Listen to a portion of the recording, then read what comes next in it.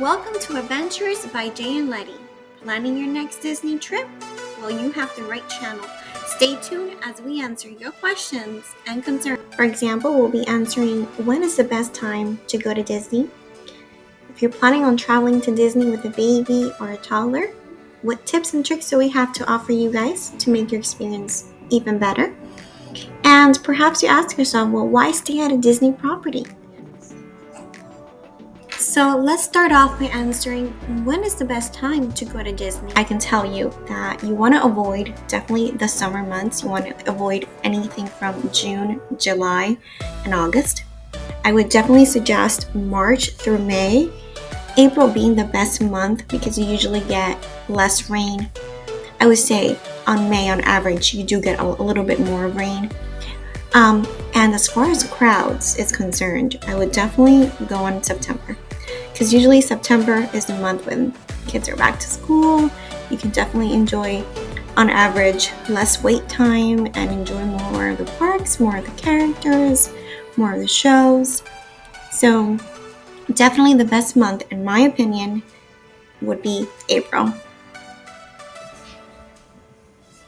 Planning on traveling to Disney with a baby or toddler? One recommendation, if you do have small kids, is to please go to the baby centers. The baby centers are the place to go when the temperatures rise up too hot, especially with little ones. It's hard for them to regulate their body temperature.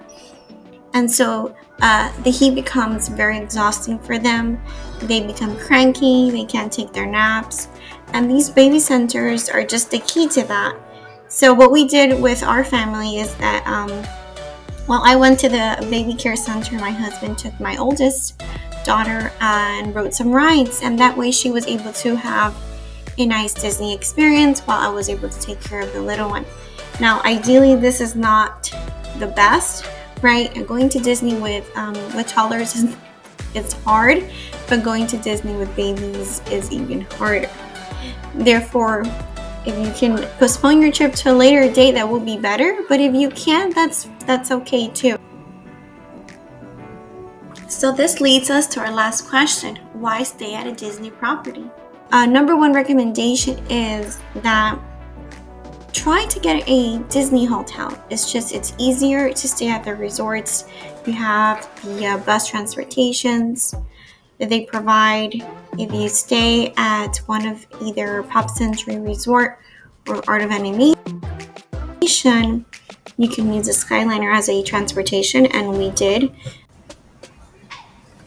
I did want to mention as a side note that neighboring hotels, although they do have some sort of transportation available for the parks, for the most part, they do not take you to the Disney Springs area or drop you off at any of the Disney resorts. And those come in handy, especially when you have those character dining reservations at other Disney resorts like Chef Mickey's or at Topolino's Terrace. In this case, your best option will be most likely to utilize a Uber, or if you have your own vehicle, then use that. But it just becomes a hassle at times to do this. My experience has taught me that staying at a Disney hotel is just a lot more convenient. And this is not to give promotion to Disney at all. I just find it that, especially when you have those little ones, they need to get away from the crowd, get away from the intense Central Florida heat, or just need to get a nap. The Disney transportation makes it so helpful. I'm a mother of two girls, and for me, having the flexibility of going to the parks early in the morning, taking them back during noontime just to, for them to cool off, relax a little bit, get them away from the chaos, it truly makes a difference. And this also allows me and my family to return back to the parks later.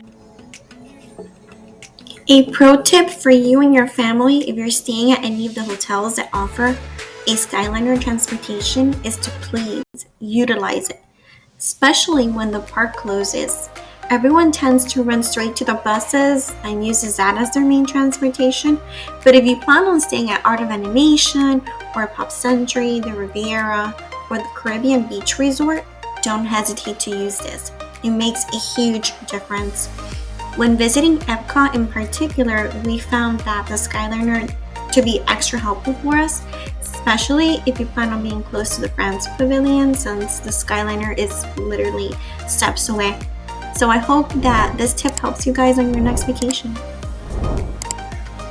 Thank you for watching Adventures by Jay and Letty. Please subscribe to our channel and stay tuned for more videos. Thank you. Have a great day.